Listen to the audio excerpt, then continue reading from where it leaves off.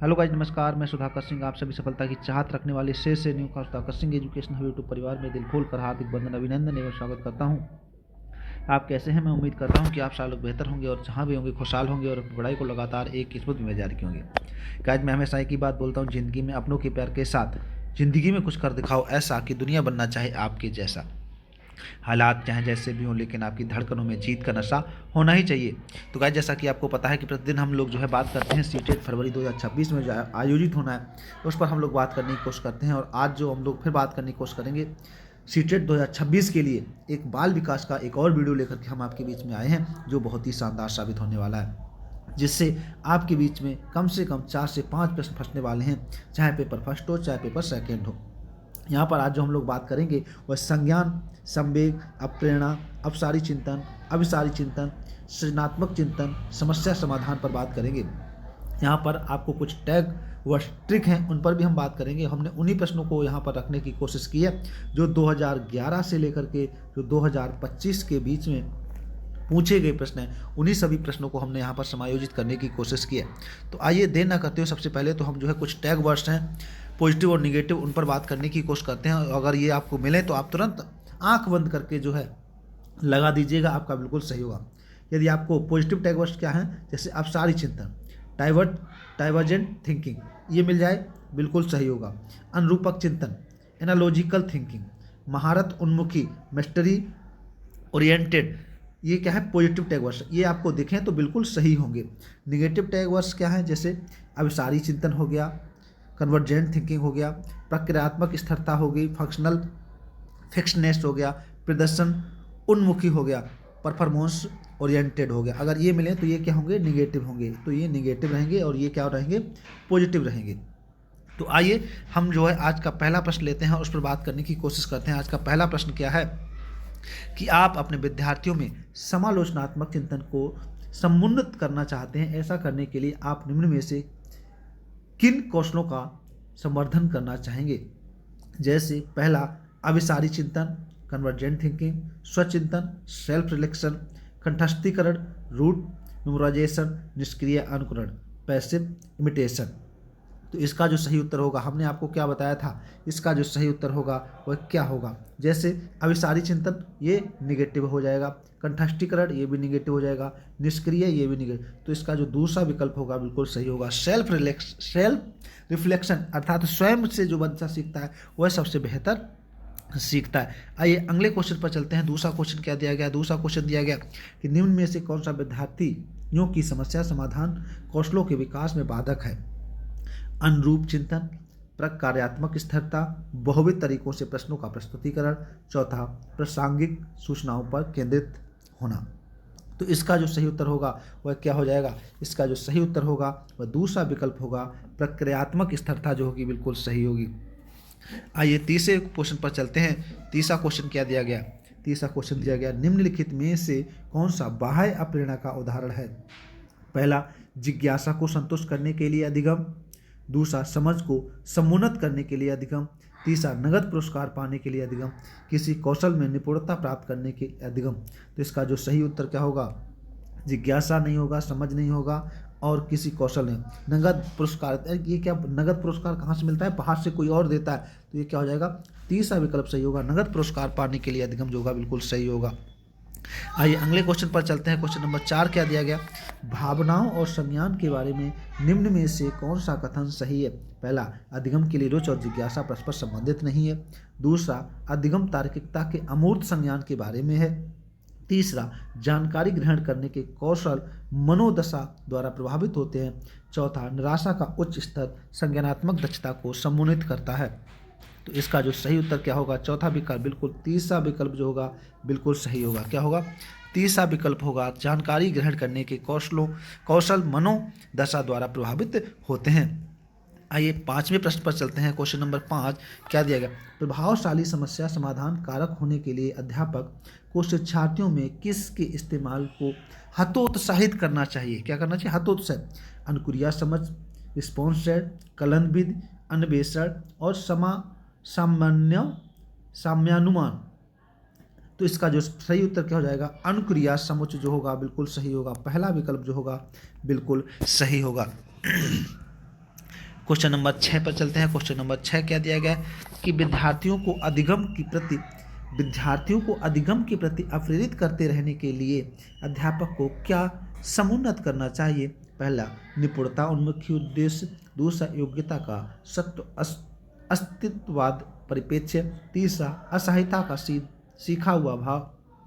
चौथा, प्रयोगात्मक दृष्टिकोण। तो इसका जो सही उत्तर होगा वह क्या होगा? पहला होगा निपुणता उन्मुखी उद्देश्य जो होगा बिल्कुल सही होगा। आइए क्वेश्चन नंबर 7 पर चलते हैं। क्वेश्चन नंबर 7 क्या दिया गया? डॉट डॉट डॉट डॉट के लिए के लिए सीखना बाह्य प्रेरणा का उदाहरण है। पहला, जानने की उत्सुकता की मूर्ति। दूसरा, संप्रत्यय समझने। तीसरा, दोस्तों के बीच लोकप्रियता पाने। चौथा, संदेहों को दूर करने। तो इसका जो सही उत्तर होगा वह क्या होगा? इसका सही उत्तर जो होगा वह होगा तीसरा विकल्प होगा, दोस्तों के बीच लोकप्रियता पाने के लिए, यानी कि लोगों के बीच में अपनी बात को बताना कि हाँ मैं कुछ हूँ, ये बात होगी। तो गाइज आप भी प्रश्नों को करिए और कमेंट बॉक्स में बताइए कि आप कितने प्रश्न कर पा रहे हैं यहाँ पर, जिससे आपको पता चलेगा कि हम जो है कितने प्रश्न कर पा रहे हैं। और मेरा उद्देश्य है कि आप 30 में 30 नंबर कैसे लाएँ। क्वेश्चन नंबर 8 क्या दिया गया? अपनी स्वयं की चिंतन प्रक्रिया का निरीक्षण करने, प्रतिबिंब करने और उसके रूपांतरण करने की क्षमता को क्या कहा जाता है? पहला ऑप्शन दिया गया कंठस्थीकरण, मेमोराइजेशन। दूसरा, विस्मरण। तीसरा, चयनात्मक ध्यान। और चौथा, परासंज्ञान।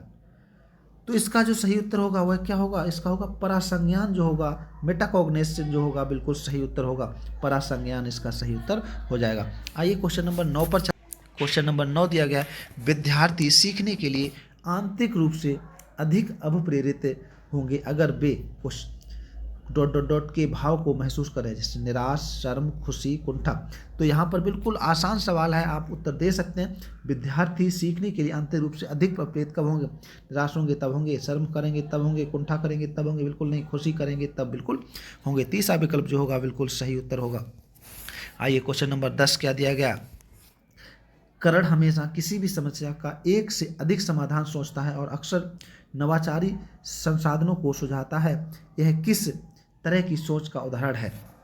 पहला, अभिसारी सोच, डाइवर्जेंट थिंकिंग। अभिसारी सोच, कन्वर्जेंट थिंकिंग। नकारात्मक सोच, निगेटिव थिंकिंग। तर्कहीन सोच, रेशनल थिंकिंग। तो इसका जो सही उत्तर होगा, करण क्या करता है? हमेशा किसी भी समस्या का एक से अधिक सोचता है। तो इसका जो सही उत्तर हो जाएगा वह क्या हो जाएगा? अब सारी सोच हो जाएगा, डाइवर्जेंट थिंकिंग हो जाएगा, अर्थात वह ज़्यादा से ज़्यादा जो क्या करता है, सोचता, एक के कई सारे प्रश्न सोचने की कोशिश करता है। आइए क्वेश्चन नंबर 11 की बात करते हैं। क्वेश्चन नंबर 11 क्या दिया? रीना एक दी गई समस्या के समाधान हेतु उस समस्या से मिलती जुलती समस्याओं को जो है उद्धत कर रही है। वह निम्न में से किस समस्या समाधान युक्ति का इस्तेमाल कर रही है? निगमन परीक्षण का, अनुरूपक सोच का, प्रक्रियात्मक स्थिरता का, स्मृत सहायक विधियों का। तो इसका जो सही उत्तर होगा वह क्या हो जाएगा? अनुरूपक सोच का, एनालॉजिकल थिंकिंग का वह प्रयोग कर रही है। आइए क्वेश्चन नंबर 12 क्या दिया गया? क्वेश्चन नंबर 12 दिया गया, भावनाओं और संज्ञान के संदर्भ में निम्नलिखित में से कौन सा सही है? अत्यधिक दबाव समस्याओं को सुलझाने के कौशलों को बढ़ावा देता है। हर्ष और उल्लास की भावना चर्चा में भाग लेने के लिए बढ़ावा देती है। अत्यधिक चिंता जानकारी के प्रसंस्करण में सुधार लाती है। चौथा, नृत्य की भावना समालोचनात्मक चिंतन में सुधार लाती है। तो इसका जो सही उत्तर हो जाएगा दूसरा विकल्प बिल्कुल सही होगा। हर्ष और उल्लास की भावना चर्चा में भाग लेने के लिए बढ़ावा देती है। क्वेश्चन नंबर 13 क्या दिया गया? क्वेश्चन नंबर 13 दिया गया, एक विद्यार्थी जो बार बार मिलने वाली असफलताओं का कारण उसकी योग्यता की कमी को मानता है, उसमें कौन सा भाव पैदा हो सकता है? पहला, उच्च आत्मसम्मान, अधिगम निस्सहायता, सकारात्मक आत्मधारणा। चौथा, आत्म प्रभावकारिता में वृद्धि। तो इसका जो सही उत्तर हो जाएगा, इसका जो सही उत्तर होगा वह क्या होगा? अधिगम निस्सहायता जो होगा बिल्कुल सही उत्तर होगा। क्वेश्चन नंबर 14 क्या दिया गया? क्वेश्चन नंबर 14 दिया गया, ऐसी स्थिति में जब परिणाम अनिश्चित है लेकिन ध्यान असफलता पर विद्यार्थी निम्न में से किस संवेग का अनुभव करेंगे? आनंद का करेंगे? बिल्कुल नहीं करेंगे। दुश्चिंता का करेंगे? उम्मीद करेंगे? बोरियत करेंगे? तो इसका जो होगा दुश्चिंता करेंगे। दूसरा विकल्प जो होगा बिल्कुल सही हो जाएगा। आइए अगले क्वेश्चन पर चलते हैं। क्वेश्चन नंबर 15, संवेगों और संज्ञान के संदर्भ में निम्न में से कौन सा कथन सही है? उच्च स्थिति दुश्चिंता समस्या समाधान कौशलों को बेहतर करती है। संतुलित उत्साह भागीदारी और अधिगम को बढ़ावा देती है। तीसरा, निराशा अधिगमकर्ताओं को और अधिक प्रयास करने को प्रेरित करती है।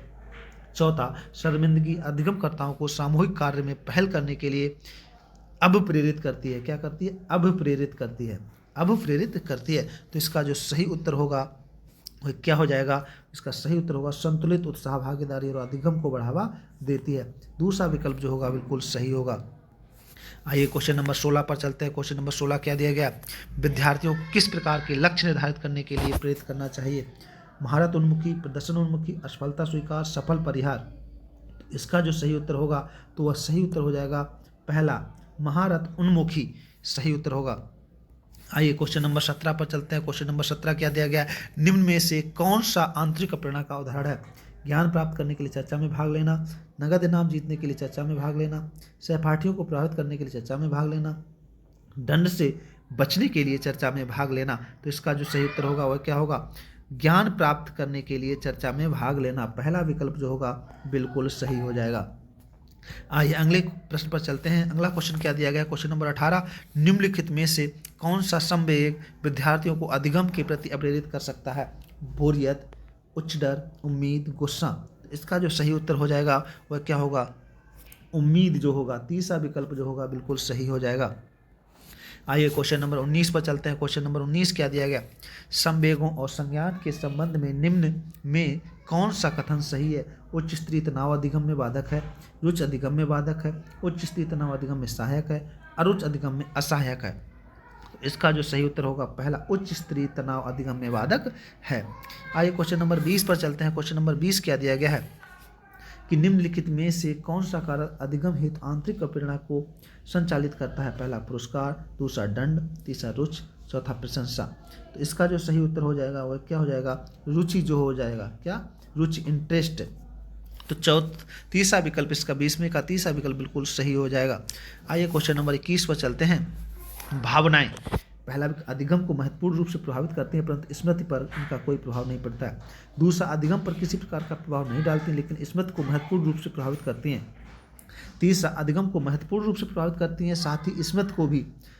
चौथा, ना तो अधिगम को प्रभावित करती हैं और ना ही इस स्मृति को प्रभावित करती हैं। तो भावनाएं क्या करती हैं? तो इसका जो सही उत्तर हो जाएगा वह क्या हो जाएगा? अधिगम को महत्वपूर्ण रूप से प्रभावित करते हैं, साथ ही स्मृति को भी। तो तीसरा विकल्प जो होगा बिल्कुल सही हो जाएगा। नंबर 22 है, संज्ञान व संवेग एक दूसरे से ... क्या है? पूर्णतः अलग हैं, स्वतंत्र हैं, सन्निहित हैं, संबंधित हैं। तो इसका जो सही उत्तर हो जाएगा वह क्या हो जाएगा? सन्निहित हैं। तीसरा विकल्प होगा बिल्कुल सही होगा। आइए क्वेश्चन नंबर 23 पर चलते हैं। क्वेश्चन नंबर 23 क्या दिया गया? निम्नलिखित में से कौन सा संवेग है?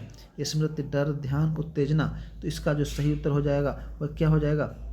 दूसरा विकल्प जो होगा बिल्कुल सही होगा।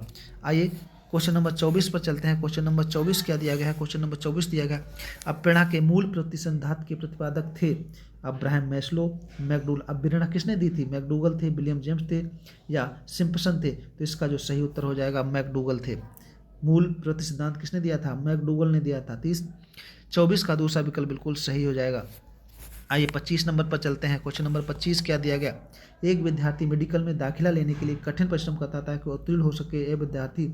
रूप से अप्रेरित है, व्यक्तिक, अनुभविक, आंतरिक, बाह्य। तो इसका जो सही उत्तर होगा वह बाहिक होगा। क्या होगा? व्यक्तिक होगा, आणविक होगा, आंतरिक होगा, बाह्य होगा। तो इसका जो सही उत्तर होगा वह क्या होगा? तीसरा विकल्प होगा आंतरिक रूप से। वह क्या है? आंतरिक रूप से वह जो है अपने आप को मोटिवेट करके रखा है और मुझे लेना ही लेना है दाखिला। आइए क्वेश्चन नंबर 26 पर चलते हैं। पुरस्कार एवं दंड है सकारात्मक प्रेरक, कृत्रिम प्रेरक, स्वाभाविक प्रेरक, अर्जित प्रेरक। पुरस्कार और दंड जो है वह कृत्रिम प्रेरक है। क्या है? कृत्रिम प्रेरक है। आज हमने उन्हीं प्रश्नों को यहाँ पर लिया है जो विगत पिछली वर्ष परीक्षाओं में पूछे गए प्रश्न हैं और यही प्रश्न बार बार पूछे जाते हैं। तो गाइज आप जो है इस वीडियो को 2-3 बार देखिएगा जिससे आपको सारे प्रश्न कंठस्थ हो सकें। एक आंतरिक बल जो प्रोत्साहित करता है और व्यवहार परक प्रतिक्रिया के लिए बाध्य करता है एवं उस प्रतिक्रिया को विशिष्ट दिशा उपलब्ध कराता है। पहला अप्रेरणा, दूसरा अध्यय विषय, तीसरा संवेग, चौथा वचनबद्धता। तो इसका जो सही उत्तर हो जाएगा वह क्या होगा जाएगा? अप्रेरणा जो हो जाएगा, मोटिवेशन हो जाएगा, बिल्कुल सही उत्तर हो जाएगा। आइए अगले प्रश्न पर चलते हैं, क्वेश्चन नंबर 28 पर चलते हैं। प्रतिभाशाली अधिगमकर्ताओं के संदर्भ में लीक से हटकर सोचने का इस्तेमाल किसके लिए किया जाता है? निम्न स्तर की सोच, अपसारी सोच, नम्य सोच और अपसारी सोच। इसका जो सही उत्तर हो जाएगा वह क्या हो जाएगा? अपसारी सोच हो जाएगा। आइए क्वेश्चन नंबर 29 पर चलते हैं। क्वेश्चन नंबर 29 क्या दिया गया है? क्वेश्चन नंबर 29 दिया गया है, शिक्षक बच्चों को आंतरिक रूप से अप्रेरित शिक्षार्थी बनने के लिए प्रोत्साहित करते हैं, पुरस्कार देकर, सजा देकर, निष्क्रिय अनुकरण को प्रोत्साहित करके तथा सीखने की खुशी पैदा करके। तो इसका जो सही उत्तर होगा वह क्या हो जाएगा? सीखने की खुशी पैदा करके। चौथा विकल्प जो होगा बिल्कुल सही होगा। आइए आज का अंतिम प्रश्न लेते हैं और उस पर बात करने की कोशिश करते हैं कि नेहा को हमेशा कक्षा में प्रथम आना होता है, चाहे इसके लिए उसे बेईमानी करके नकल क्यों न करनी पड़े। नेहा किस प्रकार के लक्ष्य तय कर रही है? महारत उन्मुखी के लिए, प्रदर्शन उन्मुखी के लिए, कार्य परिहार के लिए, असफलता स्वीकार करने के लिए। तो यहाँ बताया जा रहा है कि नेहा क्या करना चाहती है? नेहा हमेशा कक्षा में प्रथम आना चाहती है, उसके लिए उसको क्या करना पड़े? चाहे नकल उसको क्यों ना करनी पड़े। तो इसका जो सही उत्तर हो जाएगा वह क्या हो जाएगा? जो है महारत उन्मुखी। पहला विकल्प जो होगा मास्टरी ओरिएंटेड कर रही है। क्या कर रही है? महारत उन्मुखी के लिए विकल्प जो होगा बिल्कुल सही होगा। तो गाइज आपको हमारा वीडियो कैसा लगा? वीडियो यदि आपको अच्छा लगा है तो वीडियो को लाइक करें, शेयर करें और चैनल पर पहली बार अगर आप विजिट कर रहे हैं तो चैनल को सब्सक्राइब अवश्य कर लीजिएगा, जिससे आने वाले जो भी वीडियो हो सबसे पहले आप तक पहुंच सकें। तो गाइज आपने पूरा वीडियो देखा उसके लिए बहुत बहुत शुक्रिया, बहुत बहुत धन्यवाद। और गाइज यह वीडियो अगर आपको अच्छा लगा है तो अपने दोस्तों तक जरूर भेजिएगा, जिससे जितना ज़्यादा आप लाइक करेंगे, जितना ज़्यादा आप शेयर करेंगे, उतना ही ज़्यादा मुझे मोटिवेशन मिलेगा और नई वीडियो बनाने के लिए। तो गाइज हम अपनी बात को यहीं पर विराम देते हैं और अगले वीडियो में हम आपसे पुनः फिर मुलाकात करने की कोशिश करेंगे। तब तक के लिए हम आपसे विदा चाहते हैं। जय हिंद, जय भारत।